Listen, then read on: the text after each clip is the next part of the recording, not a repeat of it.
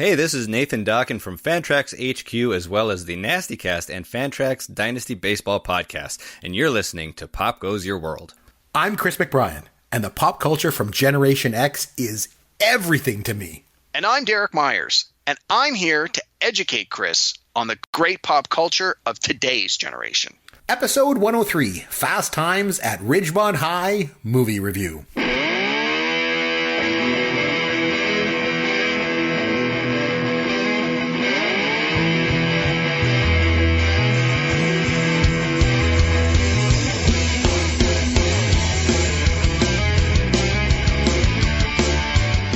I'm Chris McBrien, along with Derek Myers. As always, you're going to find us on Twitter at CMcBrien or at Amaron_DM. PopGoesYourWorld.com is our website. And make sure you leave us a review on iTunes if you listen to the show there and you like it. Derek Myers, how are you doing, my friend? Doing good, Chris. How are you doing this week? I'm doing really well, and I'm very excited to talk about the movie this week. Oh, right in my wheelhouse. 1982. Of course, it's your pick. It's from the 80s. What's not to love? Exactly. You know, there's that. And not only are we going to talk about Fast Times at Ridgemont High, Derek, but we're going to do it with a guest. We're bringing in a guest, and not just any guest. We're bringing in a very special guest because we're bringing in Kaye Myers herself, Derek Myers' lovely and talented wife. And you'll find her on Twitter at KW_Myers, MYERS. Derek, would you like to introduce all of our wonderful podcast audience to your wife? Indeed, I would. So this is my better half. I can vouch for that. We've been married good answer indeed. We've been married for 16 years. We met in 1998 when we were both working at Blockbuster Video, and Kaye is every bit the movie aficionado that I am. She is a pop culture expert. We have similar movie tastes, but we do have some differences. But I know that Fast Times is a movie she likes a lot, so that's why we asked her to come on. So that's why we bought it on DVD. Of course. So Kaye, say hello to the podcast audience. Hi, podcast audience. It's great to have you here, Kaye. You know, I will thank you so much for having me, Chris. Oh, well, it's and I haven't actually had a chance to talk to you in a number of years, so it's really, really great for us to connect again. I will say this. I remember, I don't know, it's going back quite a few years now, but my wife and I came down and we spent a night at your place and we were playing a trivia game. Was it Seen It? I think so. Yeah, it was on the Xbox. On the Xbox, yeah. And I remember playing it, thinking, and I'm thinking, like, my wife is definitely out of this. Okay, so she's gonna finish last. So I'd say that to her face. She knows that. And I'm thinking this is gonna be a battle between me and Derek. And Kaye won. Like, Kaye kicked our butts. She really knows her stuff. Man, oh man. Yeah, I learned a long time. We used to do pub trivia from time to time. Oh, that stuff's great. I was always glad when Kaye was on the team because I knew that she was going to beat me. As long as I didn't have to compete against her and she was on my team, I knew we were going to do well. So is anything, before we get into our movie, anything new and exciting going on in your life? So not so much in the way of pop culture, but I just want to say yesterday was a pretty good day for me. So I've been incredibly busy at work, like stupid busy. And then we had an opportunity last week at work where one of our committees was like, hey, it's Environment Week. We're trying to promote environmental behavior. And if you make a charitable donation to the I think it was the David Suzuki Environmental Fund of $20 or more, your name will go in the draw and you'll get a free paid day off work. Basically, you'll get an extra vacation day this year at any time you want. And so, hey, I'm a soft touch. $20 to a charitable donation. Why not? So I throw in my $20 and I ended up winning the draw. So I ended up getting a free vacation day. Oh, nice. Best $20 I spent all day. Fantastic. And then later that night, my Boston Bruins won the fourth game of the semifinals and advanced to the Stanley Cup. So I'm like, this day is just getting better and better. So yesterday was a really good day for me. Oh, that's nice. And you, of course, work in the financial field, we will say. Indeed, I do. Something from my work I would share with you is, and we've shared this before, you know, I'm a college professor. This is what I do. So I'm in class this week and I teach this one class and it has to do with like personal branding. and I try to empower my students to really kind of take a look at their online branding, their offline branding as they enter the workforce, just really kind of trying to give them the professional edge as they head into the workforce. And so I'm giving a lecture on personal branding on Wednesday. And then I kind of throw it to them and I say, okay, listen, you've only known me for a week. This is only our second week together. Because we were talking about personal branding and they're like, well, it's really hard to like establish your personal brand. Like, how do you do that? And how do you know what you're all about? And I'm like, okay, well, I always put myself out there. I'm like, okay, well, you've known me for a week. So what can you say about me? When you look at me, when you think of me, what are some things that you think of? And I said, be honest. We're in a safe place here. We can talk. Let's just be honest. What do you think of when you think of me? What does my personal brand entail? And so someone puts up their hand and they say podcasting. I'm going to say, yes, that's a good one. I'm a podcaster. That's right. Anything else? Well, you teach it at the college. I was like, yes. Okay. So there's another thing that you associate with me. Another guy puts up his hand and says, well, I heard this about you like before I ever even met you, but I heard that you really like Star Wars. And I'm like, yes, that's another good one. Very good. And then finally this girl at the back puts up her hand. And I said, yeah, what else do you think of when you think of me? And she's like, well, like, don't take this the wrong way, but like, you're kind of a nerd. And I'm like, that's a bad thing. And I'm like, I fully own it. I said, I am a nerd. I totally am. And I'm cool with that. It's okay. And she's like, really, don't take offense. I'm like, I don't. I own it. I am a nerd. As my wife has often said to me before, she's like, yeah, you're a nerd, but you're kind of a cool nerd. For whatever it's worth. Sure. Justify it however you feel you have to, buddy. You are a super nerd. I am a total nerd. My wife says I'm cool.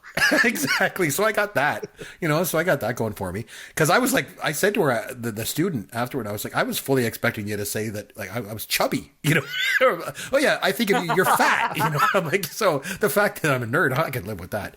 No big deal. But anyway, on that note, what do you say we get started? Let's head off and do our movie. I mean, we love him, we hate him, we agree, we disagree. Freddie Mercury is the greatest singer who ever was. He is the greatest singer that ever will be. Some of the things in Freddie Mercury's real life were possibly X-rated. There is no way Rocky was a better movie than Taxi Driver. I love this idea. Probably the greatest film that's ever made. And I just picked it on a whim. And we can have a couple beers and we can play Escape from the Death Star. Walking in a winter wonderland. I try to pick something Christmas. This is a bargain trick question! So I mentioned I wanted us to watch Fast Times at Ridgemont High, 1982 film. Love this movie a lot. And I don't know, is this going to be one of those movies that I loved, from when I was younger, and then we go back and take a look at it and just go, this is terrible. I don't know. So I want to take a look at this. Derek, why don't you take it away? I made you watch this movie. Did you watch it recently? Did you have a chance to watch it? Yeah. So I'd seen this movie before. Mm-hmm. I enjoyed this movie. From the best of my recollection, I enjoyed this movie, but I hadn't seen it in a long time, like probably almost 10 years. And as we've discovered in many of our podcasts here, movies from the 80s don't always hold up when you look at them from the lens of 2019. You look at political correctness, you look at just the way culture has changed in 30 years, and you sort of watch some of these older movies, and in some cases they hold up, and in some cases you just cringe with fear at how inappropriate some of the comments are and how skewed some of the view is, like how narrow some of the focus is on some of these movies.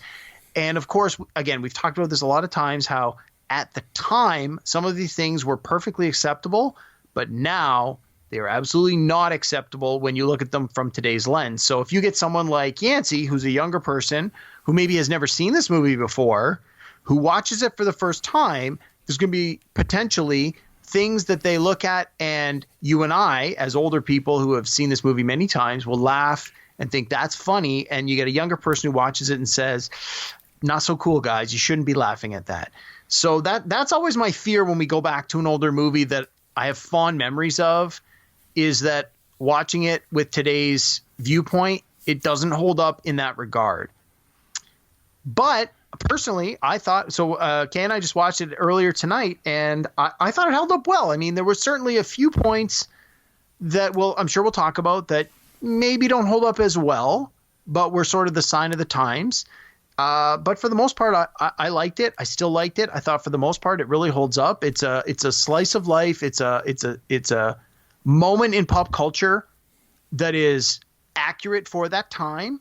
if you could also say it's even trend setting for the time. I think it might have even been ahead of its time in some regards, and we'll talk about that later.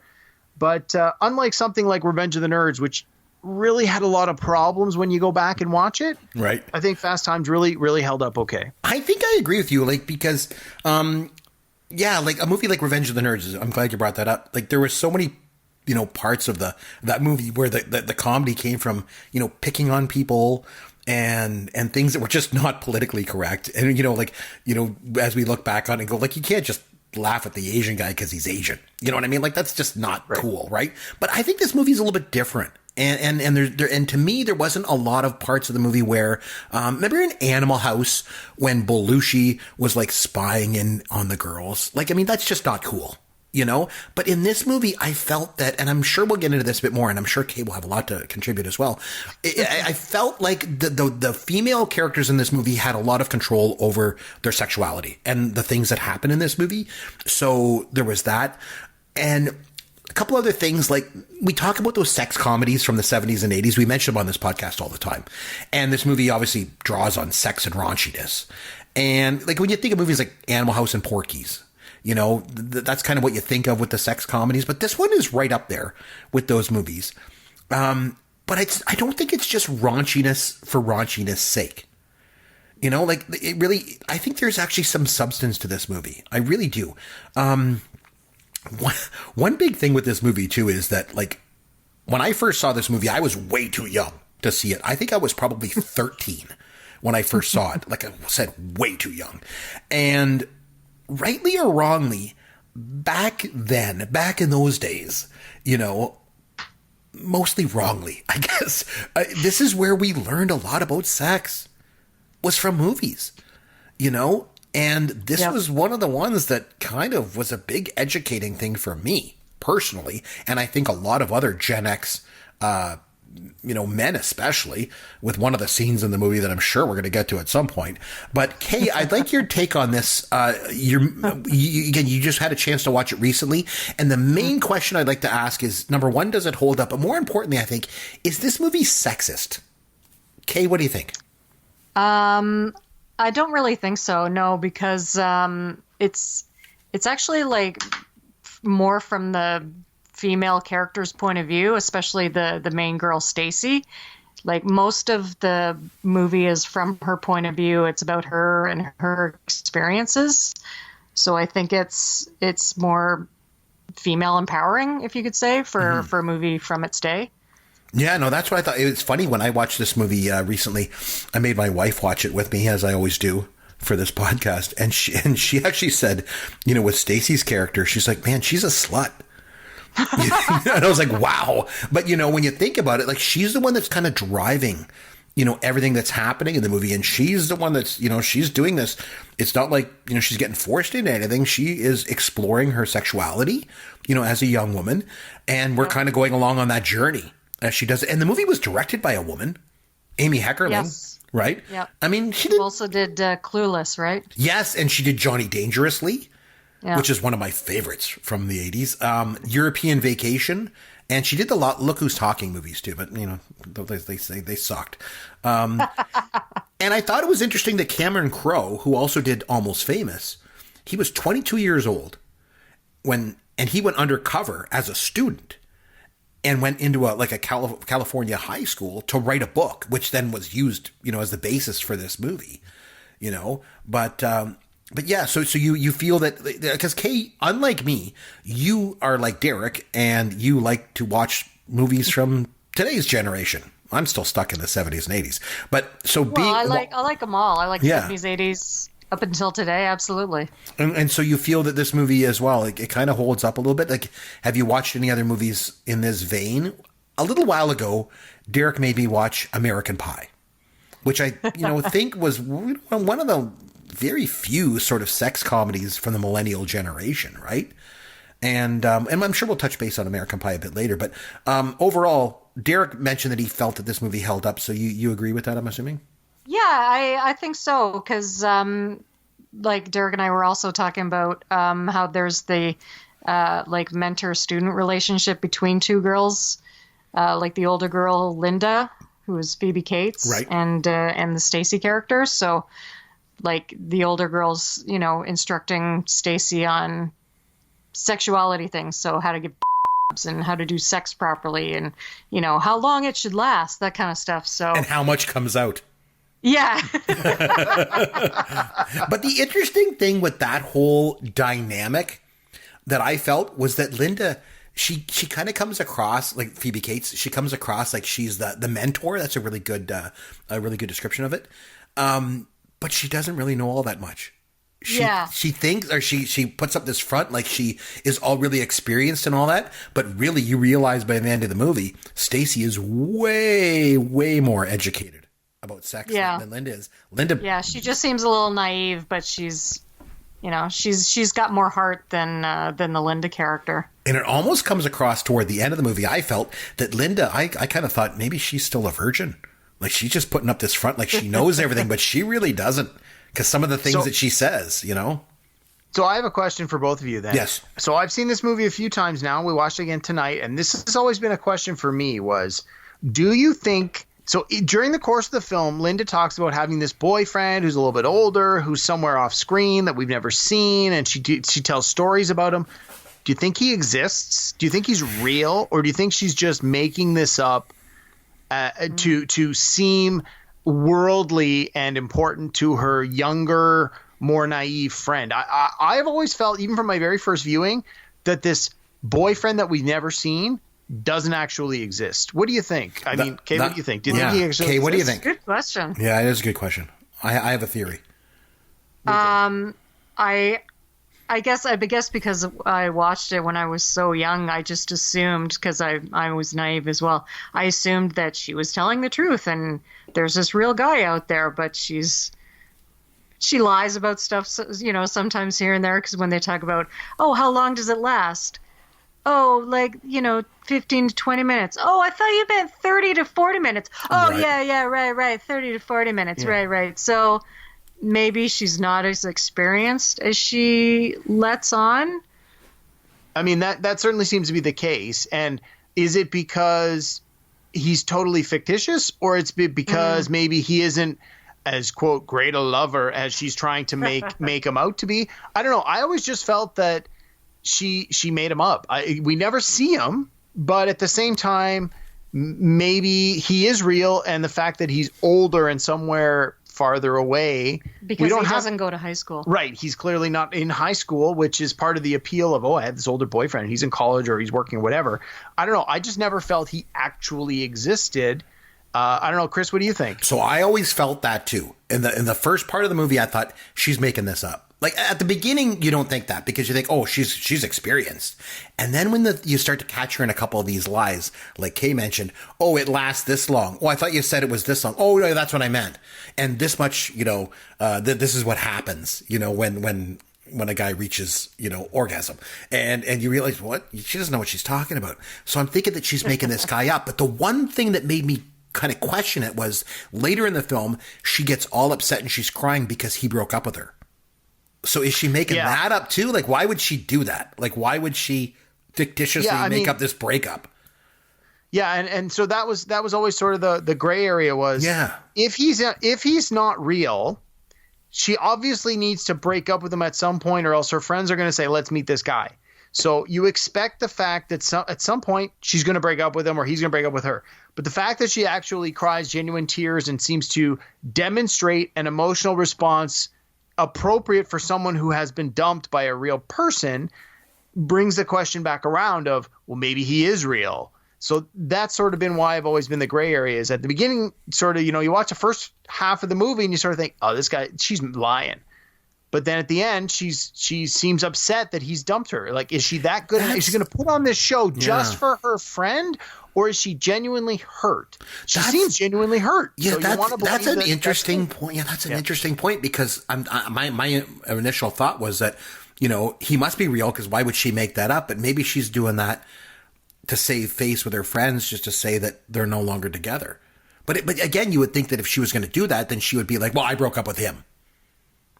Yeah. You know, I don't know. That's interesting. So yeah, I don't know. We're probably reading a lot more into the script than we should. You know, but yeah. So basically, so you got this movie that is basically about, you know, teenagers having lots of sex. You know, which is really par for the course. You know, for around that time when this movie came out. But as we mentioned, well, I would argue with that at the time, and so the movie would have been shot in 81 and released in 82. Correct.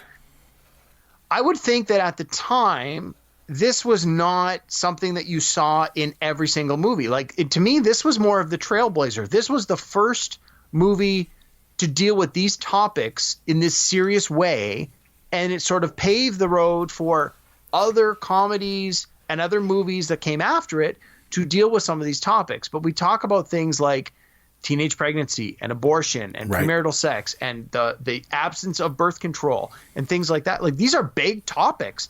And I got to think this is one of the first sort of big movies to address these topics in a serious way, despite the fact that it's a comedy. That's a good point, because there were, like I say, the sex comedies up until this point, things like Porky's and Animal House, and even things like Private Lessons and things like that. But they didn't address it in a serious way like this movie did. With no consequences. Right. And this movie has consequences, right? Good point. So that kind of made it a bit of a trailblazer. That's for sure. I wanted to just to talk a little bit about the cast, because I think that's an important part of this movie. So many of the cast, like it's a very seminal movie. You know, a lot of these actors went on to do a lot of other things. So a couple of the cast members I want to talk about. Judge Reinhold. So although he's become somewhat of a punchline, you know, especially with those god awful straight to video movies that he made. But, you know, for a while there, he was looking to be a bit of a breakout star. I mean, like, he was the Beverly Hills Cop. You know, people always think it was Eddie Murphy, you know, and he was obviously the star of that movie, but the actual Beverly Hills Cop of the title was Judge Reinhold, right? So Judge Reinhold and his partner. Well, yeah, I guess, you know, with Taggart. The old guy Taggart, yeah. But Judge Reinhold was great in this movie too. So, like, he was a guy that... he was like the main male senior cool guy from high school who everybody wanted to be and everybody wanted to be with.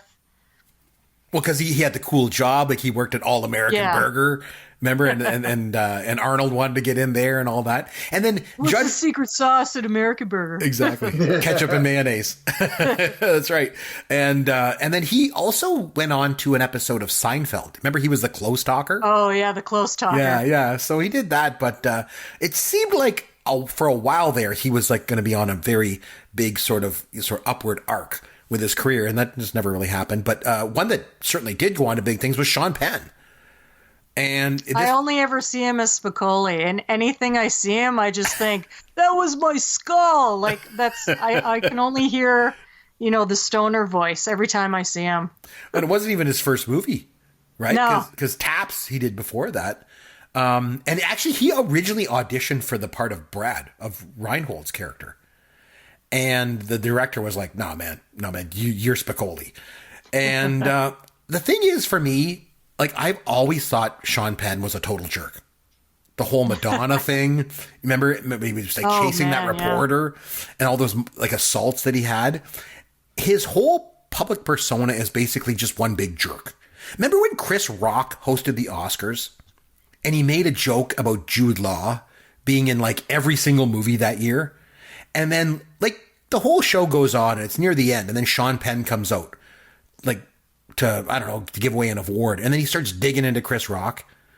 He's like, oh, you know, Jude Law is one of our greatest actors to answer our host. And, like, Sean Penn's a jerk, you know. but he's gone on to be, like, a hugely influential actor. 2-time Oscar winner. Yeah, so. Very successful. Mostly with the critics, though. I still don't think audiences really like him very much. I don't know. Maybe that's just my take, but you know, he was big. I don't know. When we just rewatched this today, I found every time he was on the screen, I was laughing at all his dialogue. I don't know if it was just the idea that it was this stoner surfer guy from the 80s and just the concept of that kind of character made me laugh, or knowing what he becomes later made me laugh. But I found every scene he was in made me laugh in some way. I agree with you. And for me, it was his throwaway lines that always got me. Like, there's the scene where he's having the dream and he's being interviewed as a surfer, and the guy's like there in the suit and he's interviewing him. And then he's like doing the interview, and then in the middle of the interview, he just turns. He's like, "Where'd you get that jacket?" Like, he just has the throwaway line, and the guy's like, "Whatever." And then when he goes into, remember when they went into the morgue, and he took the class in there, and then like the teacher, I think it was Mr. Vargas, turns to him and goes, "Are you in my class?" He's like, "I am today." Like, just these throwaway lines. I agree with you. Like, he was really funny in that movie. Stayed in character the whole time they shot the film too, eh? Like, he stayed in character. Well. He made him call him Spicoli. Like, he's a method actor, right? And this is one of his first films. But yeah, his character was good. And did you notice anybody little cameos of any other actors? Did you know? I'm sure that you picked up on them, or especially early in the film. Remember the scene? There's the scene when they go into the restaurant and they all take their shirts off. And Brad has to come over. Yeah, Eric Stoltz and Anthony Edwards. Yes, and Nick Cage, right? So, and Nick Cage. Yeah. So those guys, like Nick Cage, that was his first movie he ever did. Pardon me, Nick Coppola, as he's credited in this movie. Well, yeah, because he was Nick Coppola at the time, and they used to make fun of him on set. Yeah. And they would make all these jokes because they were like, you only got this job because because your uncle. So he changed his name to Nicolas Cage. Forrest Whitaker. Obviously in this movie as well. The only person of color with a speaking role. There you go. He's another one that went on to win an Academy Award. You mentioned Sean Penn. Forrest Whitaker. And Nicolas Cage won an Academy Award too. There's 3 of them from this movie that won Academy Awards, right? Is there 4 winners? 4 winners if you include Cameron Crowe. That's true. Who wrote the movie, and we had other nominees. One more nominee, Jennifer Jason Leigh for Hateful Eight. Hateful Eight. Oh, that's a good one too. You ever seen that one, Chris? Hateful Eight? I have not seen Hateful Eight. I've seen a lot of Tarantino's films, but I haven't seen that one. I thought it was interesting when he cast her in that because he seems to like to go back to like the 70s and 80s and pluck these actors out of obscurity, and put them in. And speaking of which, like, she never really did much after this movie, did she? Like, I wouldn't. I mean, she obviously worked, but I think that you're right. I don't think there was a lot of like A-list Hollywood movies. Like she did. What's that one with Batman? Christian Bale, Machinist. Yes, she's in The Machinist with Christian Bale, where Christian Bale weighs like 80 pounds and does like this whole body transformation. She was good in that. She was good. She was great in The Hateful Eight. She was in Rush, the single white female drug movie. Drug movie. Yeah, single white female. Yeah. She played the bad guy. And the thing is, I don't really understand. Like, she's a really, really good actress. Even in this movie, like, she just jumps off the screen. Like, she owns this movie. And for such a young actor to do that, like, I thought she was a really talented actor. I remember when I first saw this movie too, on a personal note, I really liked her because she looked just like this girl at my high school that I had this major crush on.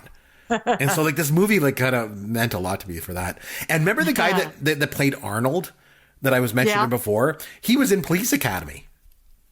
Really? Yeah, remember Chad and Kyle, the brown nose, the brown nose cadets. Remember they went to the Blue Oyster Gay Bar.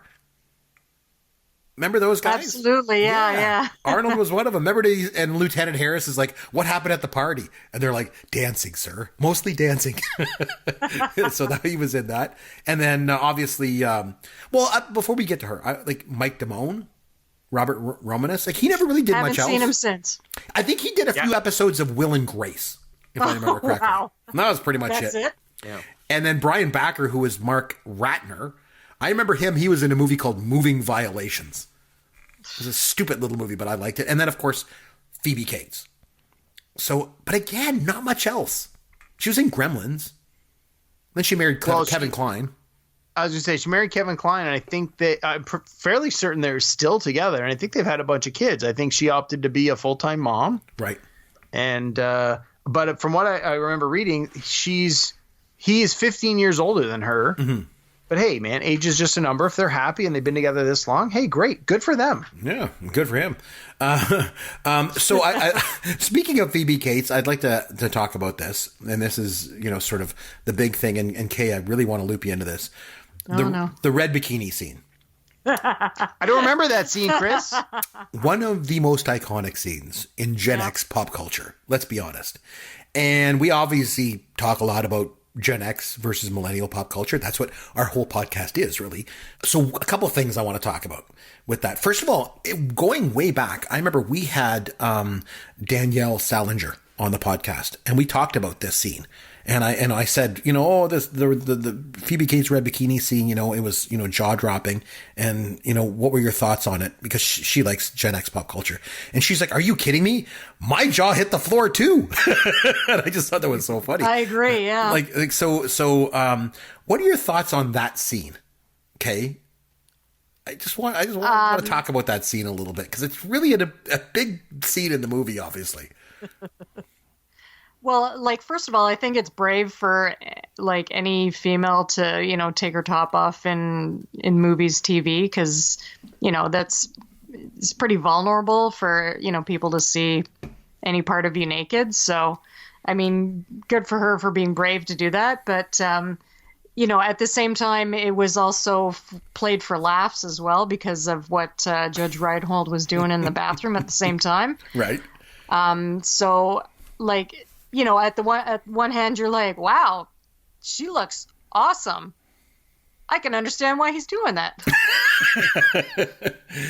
And it's funny, you mentioned that she's obviously, she was uncomfortable doing that scene. She was worried that people were going to look into the set and see her.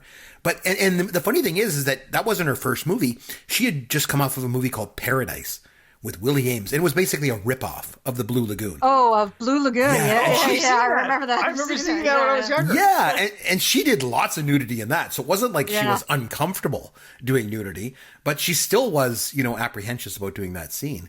But I think maybe that's part of what makes that scene so non-exploitative, if I can say that, is because of what happens right after it. It's really the guy that gets, is exploited in that scene in a way, It's so funny. But Derek, what are your thoughts on that scene? I'm curious. I don't remember that scene very well. I've only seen it the one time. Yeah, right. I don't think I don't have anything to add beyond what you've said, other than, so when I was reading some of the trivia for this movie, I read that in preparation for this scene, Judge Reinhold smuggled in a fake penis. He smuggled in a marital aid, if you will. And when Phoebe Cates walks in on him in the bathroom, he had this prosthetic jutting out of his pants, which he didn't tell anybody he was going to do. So when she walks in, she gets quite the reaction. And then her reaction is to this, this fake giant toy sticking out of his pants. And then so she has this look of shock and disgust and like, oh my God, what is happening? And apparently that's the take they left in the movie. So whether or not that's true, that's what I read it on the trivia, and I thought, it made me laugh to think about it. And I think that speaks to what Kaye says. It's like, yeah, you have the scene starts with, this young, beautiful girl coming out of the pool and baring her breasts, and you think, oh my God, this is exploiting this young woman. And then it quickly turns into this very embarrassing scene for this young man. So, I think it sort of bounces very quickly from one end to the other. I mentioned before that, back in those days, the only way that we could really get educated about sex a lot of the time was watching these kind of movies. It really was. Like, we didn't have the internet. Like, I remember when Yancey used to be on the show, he's like, Chris, when I was growing up, I could just pick up my phone, go on there and just look at anything, and just get educated that way. We didn't have that opportunity when we were growing up. Like, I didn't. So watching. Yeah, you had to buy the VHS tape of Fast Times at Ridgemont High, fast forward it to this scene. Exactly. And then pause it on Phoebe Cates taking off her top. Basically, nobody ever did that. Nobody ever did of course that. Yeah, right. I've heard that's happened before. I wouldn't know, of course. But that's about it. You know what I mean? Like, it was such an important. I think if you look back on Gen X, and especially a whole generation of young men, basically this was a huge, big thing in terms of sexuality for a lot of men. Like, this was like their first exposure to, like, wow, this is what it's all about, kind of thing. And literally exposure. And I mean, the scene is just shot like, it's like with the water splashing up and like all the flowers in the back, and wearing the red bikini. And like, oh man, the scene is just unbelievably iconic. So the one question that I have is, I wonder, is there a millennial equivalent to this scene? Now, Derek, I mentioned earlier, you made me watch American Pie. Yeah, I was just thinking that. And I thought, Shannon Elizabeth's scene? Yes. Yeah, that's what I was going to say, where she has Jim dance for her on the and then he tries to cover up the webcam and then it falls off and all the people are watching on the internet while he's dancing.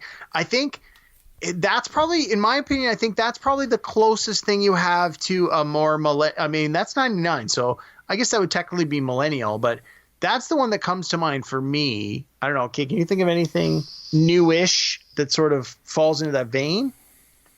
Oh, man. Like the Hangover movies were sort of the biggest raunchy sex comedies that I can think of, sort of past American Pie, but I can't think of a single scene that has that sort of sexuality, erotic, sort of uncomfortable, yet you want to look. I don't think there was really anything like that in the Hangover movies. I think the American Pie, Shannon Elizabeth in the bedroom is probably your closest thing. And I don't necessarily know if it was better or as good, but I think for the next generation, that's probably your closest thing. It was pretty good. Think of anything else? I can't think of a more recent movie at the moment. No. And like I said, when we reviewed the American Pie, that scene was pretty good, for that, but it wasn't the same as this. And it just, going back to what I said before, like, millennials could find this, they could get educated in a number of ways. Yeah. Like, this was all we had, and for me as a young man, I was just a teenager. I was like 13 when I saw it. Like, seeing this was just eye opening. And the other one that stands out to me was there was a scene in a movie called Private Lessons. You ever heard of that movie? I don't think so. Who was in it? Sex comedy. Howard Hessman was in it, and Sylvia Keitel. Dr. Johnny Fever from WKRP in Cincinnati. Yeah, Sylvia Keitel and this guy, like, what was his name? Eric something or other. And it was just a small little movie, but there's a scene where Sylvia Keitel, she like turns around and she's naked, and it's just like, again, it was like this scene. It was just like, wow, this is like, it's mind-boggling. It's just mind-boggling when you're this young, way too young to watch this movie. Man, I was way too young, but it was a really important thing, not just for me. I think for a whole generation of young men, that grew up on this scene. So I don't want to dwell on that too much more. A couple of things I do want to dwell on, though, are we've often talked about Gen X movies being very quotable. And there were some quotes in this movie that I just love. Like, I love when they steal the guy's car and then they crash it. And then Spicoli's driving it and he crashes the car. And then the guy's like, my brother's going to kill us. And Spicoli, of course, right away says, well, what's he going to do? Is he going to or is he going to kill us? And the guy's like, first he's going to then he's going to kill us. I love that scene. Mr. Hand. I was going to say, we definitely have to talk about Mr. Hand, but before we do that, the quote that I always remember from this movie is, no shirt, no shoes, no dice. Yeah, that's a good one too. And that's at the beginning with Eric Stoltz and Anthony Edwards in it. So, but yeah, Mr. Hand. Oh man. And Mr. Hand was like so perfect in this, and he's another one. We were talking about the cast earlier. Ray Walston, who was my favorite Martian, and then came into God, he was so great in this movie. He was so good. Oh my God. That scene when Spicoli comes in, him and Spicoli had a couple of really good scenes together. And then he's like, well, why can't you be here on time? And he's like, I don't know. I don't know. Let's just write, I don't know on the blackboard. He's like, let's just put that up there. And he's like, we'll just leave that. Am I going to pass this class? I don't know. Gee, Mr. Spicoli, I don't know. It's so funny. Oh my God. And then he just puts the words on the blackboard, leaves them there. So yeah, Mr. Hand. Oh God, he was great. And so now, Chris, I read in the trivia that, so sorry, what was the actor's name? Ray Walston. Ray Walston. Yeah. So he was in the TV show My Favorite Martian, and apparently had been basically typecast as actors often were in that generation, and was unable to find significant work when the show finished. And then this was sort of the first time he had an opportunity to play something vastly different. He played Mr. Hand, And after this movie, because of its success, he had a lot of people afterwards, younger people especially, that would like come up to him on the street and be like, "Hey, Mr. Hand."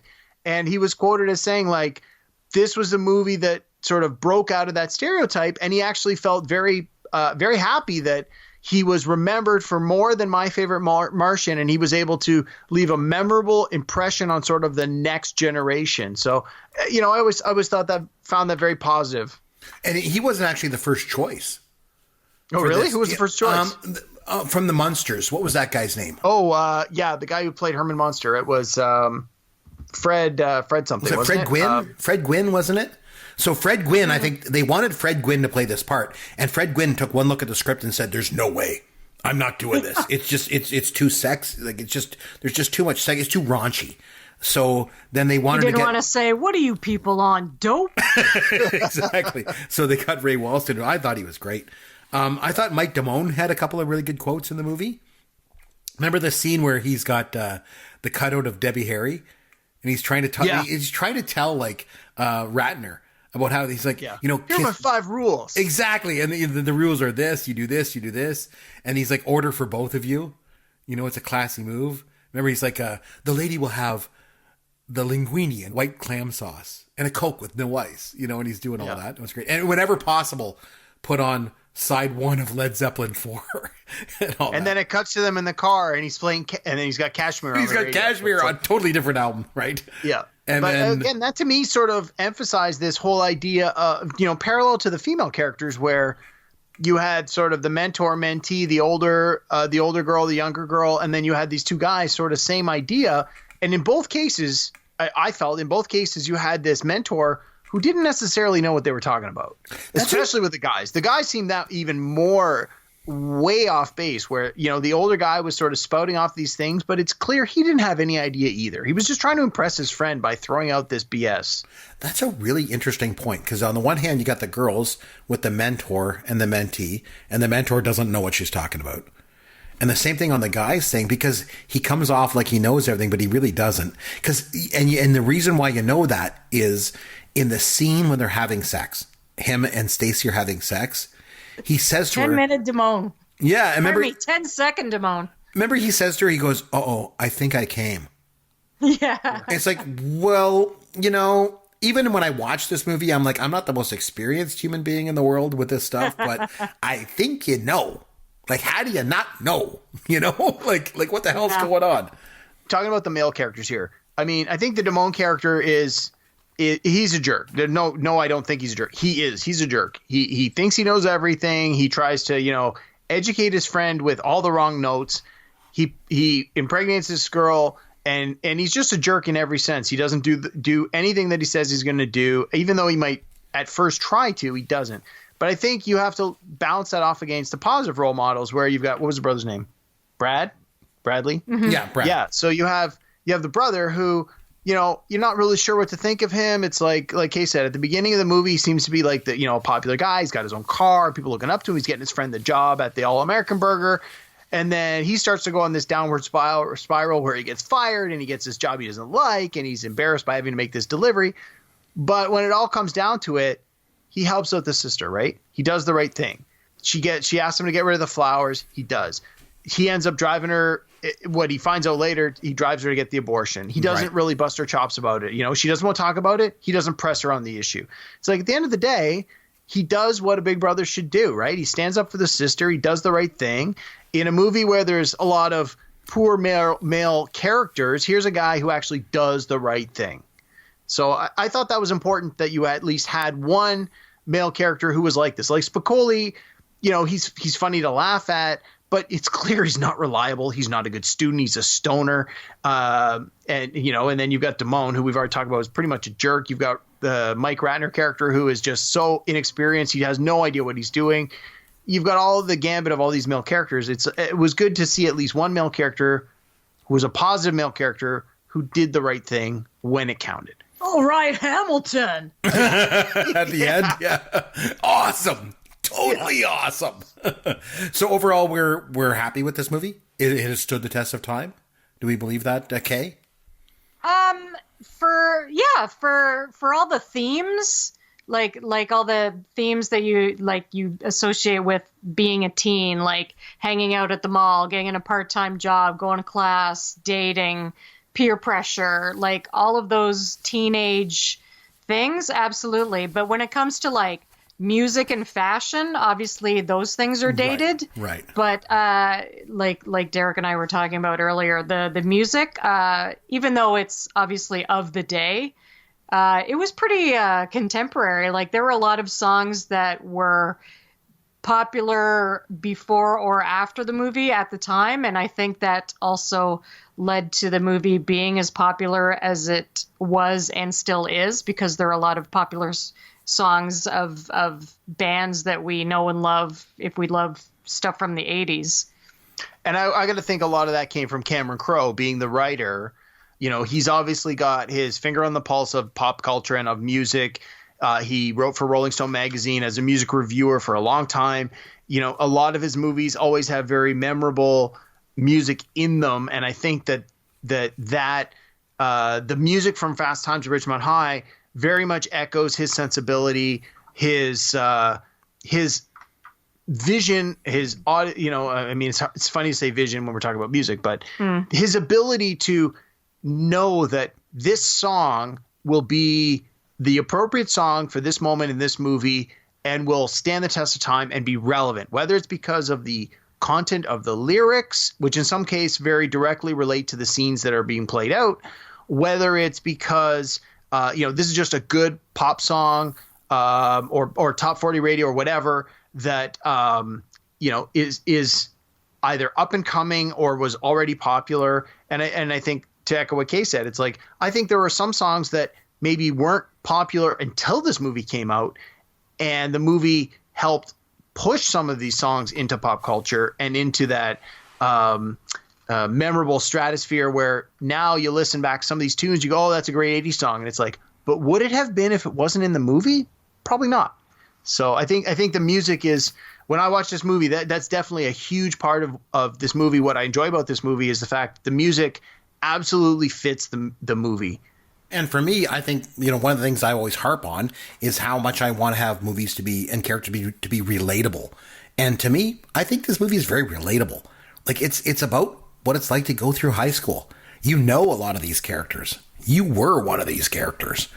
You were uncomfortable with girls, or you knew somebody who was trying to be the suave ladies' man who really wasn't, or you knew the stoner guy in high school. Like, it's very, very much relatable. And so I think the movie is very based in realism. Maybe it had to do with Cameron Crowe going back to high school and, doing a lot of research to write this. But to me, it's not a superficial movie like a lot of the movies were around that time, like Porky's. They just seem to be a bunch of stereotypes thrown together and, for laughs. This movie seemed a little bit more realistic than that. I agree as well, because even though obviously all the main characters are white, but still they were all, like, a few of them were pretty in a movie sense of their pretty faces, pretty bodies, that kind of thing. But I think most of the people were like, normal people, like they weren't movie pretty. You know what I mean? They were real, relatable people that you would see every day. Like you would see these same people at school, or you were the same person at school. Like Jennifer Jason Leigh, like, I mean, she's beautiful, but she's not like she also looks like the girl next door, Absolutely. She looks like somebody from high school. It wasn't until I saw the TV show Freaks and Geeks that I thought, first time I saw that show, I love that show. And I thought, this reminds me of Fast Times at Ridgemont High. It feels realistic. And there was something about this show this movie that was very realistic as well. So overall, I think it stands up pretty well. There's been a couple movies that I watched except for the smoking in the movie theaters. That's true. Yeah, that's been banned. That's a good smoking upstairs in the balcony, smoking upstairs. Yeah, that's right. Yeah, there were a few things where we watched it, we just sort of went, wow, is that ever dated? The smoking in the movie theater was like in the first 5 minutes, and we were just like, holy cow. And in the where they went into class and Mr. Hand handed out photocopies to all the students, and they smelled the paper, they smelled the photocopies. Oh yeah, those ditto copies. Yeah, they don't do that. Yeah. Kids wouldn't do that these days. They wouldn't understand that. No, of course. No, I think today's kids wouldn't understand the whole idea that the the photocopy sort of, it took a while to dry and that you could sniff it and get a quick high. Like people would watch, like again, I'm going to lean on Yancey because I know he probably wouldn't have the context. He would watch this and go, I didn't understand that.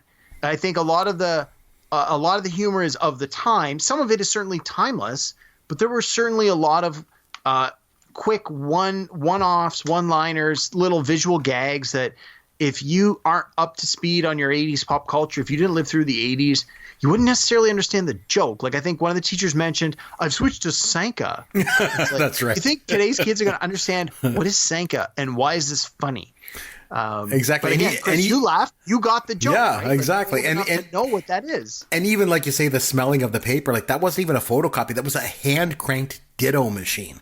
I remember in grade school, they had a hand cranked ditto machine that had like this sort of inked paper that went on and just kind of stamped all the papers that came out. But I guess I meant more like, how does it hold up in terms of, you know, the relatability of the characters and all that kind of stuff. And can you watch it now and still appreciate it? And I think you can.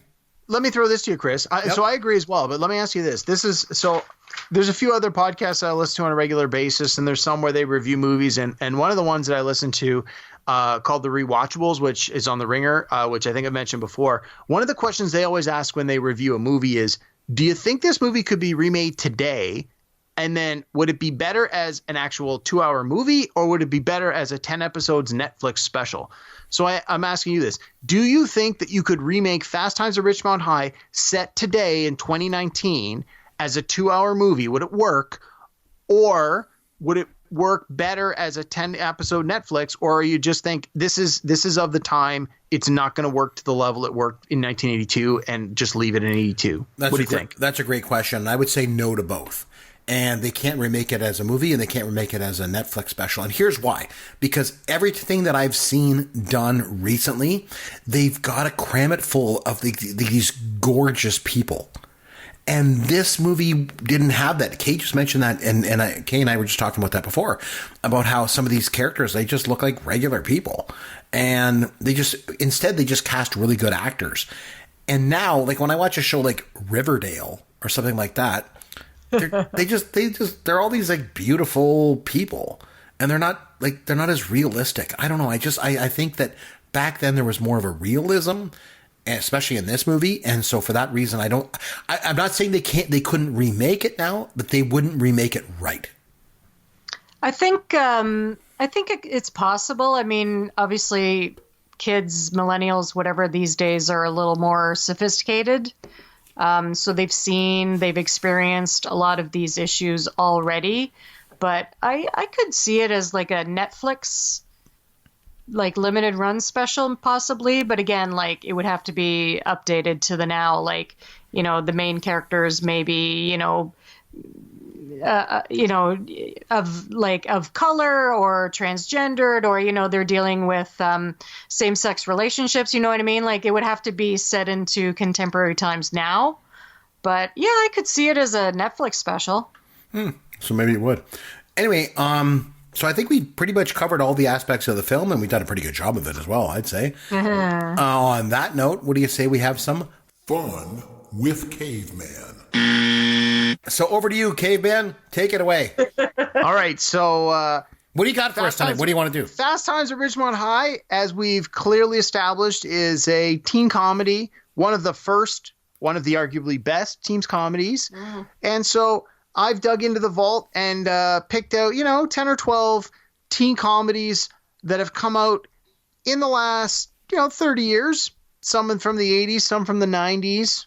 And I'm going to give you a one-line synopsis of the teen comedy in question. And I need you guys to try and jump in and give me the answer. Should I wait and give Chris some time before if you think the answer is from the 80s, give Chris a chance. If it's from the 90s, I can tell you now, he won't get it. So jump in as fast as you can. But let me finish the question first. All right. Chris, is that fair? Well, sounds good to me. All right. In no particular order. Okay. All right. So, first question. This is for Kaye. Oh, okay. In this 2010 teen comedy, Emma Stone plays a clean-cut high school student who relies on the school's rumor mill to advance her social and financial standing? Okay, what's the answer? Easy A. You got it. All right, good to go. Chris, have you seen Easy A? No, but I think I could have probably guessed that one. I've heard of it, so. All right. This one, actually, Chris, I think you might have actually seen this one, even though it's a newer film. So give Chris a chance, just in case. I will All right. remain quiet. In this 2007 film, two codependent high school seniors and their friend McLovin are forced to deal with separation anxiety after their plan to stage a booze-soaked party goes awry. Chris, do you know the answer? I do. It's super bad. Yes, there we go. And I know it because, I mean, that is like basically a 70s and 80s movie right there.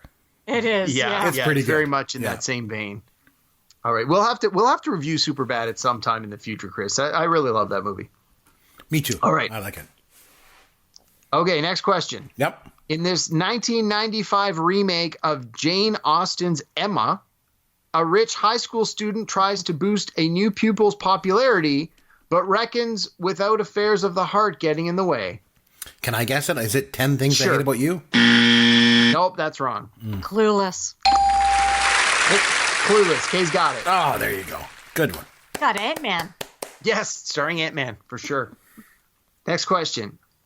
In this 2006 indie film, an offbeat young woman faced with an unplanned pregnancy makes an unusual decision regarding her unborn child. I know, it's Juno. I love that movie. I like that movie too. It was really good. Yep. I think I've told you this before. Jason Bateman. is Jason just Bateman, nice. Perfection. So I saw Juno at its international premiere at the Toronto International Film Festival. And later that same day, I saw the premiere of No Country for Old Men. Oh, geez, what? So, I mean, two very different films, but two Opposite, awesome films yeah. to see on the same day, both of them having their international premiere. It was a good day at the film festival for me that year. All right, next question. Okay, Chris, this is right up your alley. All right. If you don't get this, Oh, geez. I'm going to be very disappointed in you. In this 1985 film, a teenager played by John Cusack has to deal with his girlfriend dumping him among family crisis, homicidal paperboys, and rival skier. Is it Better Off Dead? It is $2. $2. Yes. I asked for a dime. I don't have a dime. I didn't ask for a dime. I asked for $2. $2. Yep. Hilarious. Yep. That one's also for my buddy Jamie. He loves that movie. Nice. All right. Next question. Again, Chris, you should get this. It's from Okay. the 80s. This 1986 classic. A high school wise guy ditches school with his best friend and his girlfriend while they try to elude capture from their high school principal. Oh, come on. Oh, please. It's Ferris Bueller's Day Off. Hey, there we go. I'm like, Kay's here biting her tongue because I knew she knew the answer. Okay. You might actually get this one too, Chris, from the 90s. I'll try. This 1999 film features 4 teenage boys who enter a pact to lose their virginity on prom night. You better know this one. 4 teenage boys enter a pact to lose their virginity by prom night. Oh, it's American Pie. You made me watch it. Hey! There we go. Reviewed on this podcast only a few weeks before. Okay.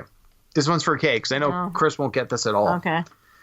But Chris, hey, show her up if you can. Okay. In this 1998 film, high school seniors attend the last party of the year where Amanda Beckett, played by Jennifer Love Hewitt, finds a discarded love letter written by love-struck Preston Myers, played by Ethan Embry, who never expects her to read it. Oh man, I can picture the picture Yep. on the DVD. Chris, any idea? That's a movie I never want to watch.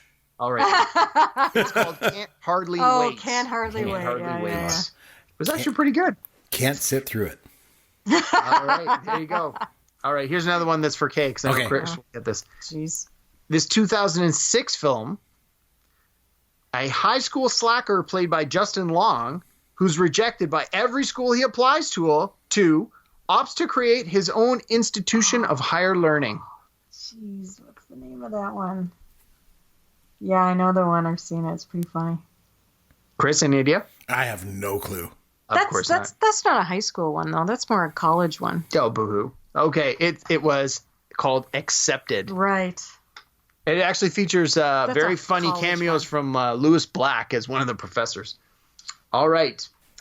This 1997 film features a nerdy outcast played by Grey's Anatomy. Pardon me. Hold on. I got the date wrong. Okay. This 1987 film features a nerdy outcast played by Grey's Anatomy's McDreamy, who secretly pays the most popular girl in school I know this. $1,000 to be his girlfriend. It's Can't Buy Me Love. Good job.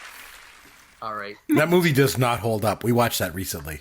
My wife Really? and I. Yeah, it doesn't hold up. It's awful. No? No, it does not. All right. Okay, last question. Nope. In this 1989 comedy classic, Roy Dobler, played by John I Cusack, love this movie. is a noble underachiever who falls in love with a beautiful valedictorian the summer before she goes to college. It's got my favorite song. Chris, do you know the answer? Is it Say Anything? It It is Say is. Anything. Yep. It features Kaye's favorite song, which is... In Your Eyes, Yep. Peter Gabriel. Yep. We had that in the at our boombox wedding. At over her his wedding. head. Yep. Yep. Yep.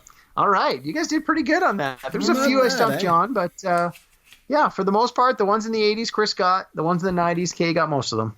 Oh, so there you go. Yay. All right. And speaking of Kaye, you can find her on Twitter at KW_Myers. And Kaye, thanks a lot for joining us this week. Really appreciate it. Thank you so much for having me this time, Chris and Derek. And you know, just thanks for loaning Derek to us every week for us to do this show. We certainly appreciate that. My pleasure. So in a future episode, not the next episode, but in a future episode, Chris, I know you have not seen any of the movies from the Alien franchise. No, I have not seen a single one. And those are some of Kaye's absolute favorite movies of all time. I think if I remember on a previous episode, you mentioned that you had told Kaye that I had never seen any of the Alien films, and she just hated me. No, I said unfriend. That was it. That was it. I don't like that guy anymore. At some point in the future, we will watch Sure. Alien and or Aliens. And sure. when we do, we will definitely have Kaye on because she knows more about those movies than both of us put together. We could do that. But for our next show, I'm going to nominate a movie for you. Okay, what movie do I have to watch? This is I have to watch. Academy Award Best Picture nominee from 1997, Okay. The Full Monty. Oh, wow. I have not seen The Full Monty. Come on. Nope. Well, let me just tell you, there's a reason it was nominated for Best Picture, and I'd be shocked if you don't enjoy this movie. I'm not going to say that you're going to love it, but I really hope you do. But I think there's a lot of redeeming qualities. This movie holds up. I've watched it a bunch of times. I've watched it quite recently, and We laugh every single yeah, time. there's a lot of it's quotable. There's a lot of jokes that are highly memorable. It's I really British, think that- isn't it? It's like a British movie. It is. Yeah. Yeah, no, I really like it. It's definitely a movie that I could watch anytime it comes on TV for sure. And it was actually a new release of Blockbuster Video when Kaye and I first met. Oh, well. Not long after we met. Yeah, It's a very special movie. Nothing like having a movie that sort of reminds you of your early days together than one in which a bunch of men reveal their Johnsons. Oh, my. Yeah. Yeah, so that's always nice. So yeah, I will definitely watch The Full Monty before we do it. We're going to take a couple of weeks off because we've got something going on next week. So we'll be back in 2 weeks, right, to do that show. But I will watch The Full Monty, and we'll come back and watch it, and we'll review that show together. Like I said, you can find Kaye on Twitter at KW_Myers. You'll find Derek at Amaron_DM, and you'll find me at C. McBrien. Again, popcultureworld.com is our website. You'll find all the information on there if you want to reach out to us or send us an email or anything. And make sure you leave us a review on iTunes. We'd obviously appreciate that. But until next time, this is Chris McBrien for both Derek and Kaye Myers saying thanks for listening to Pop Culture World, the pop culture podcast for the generations.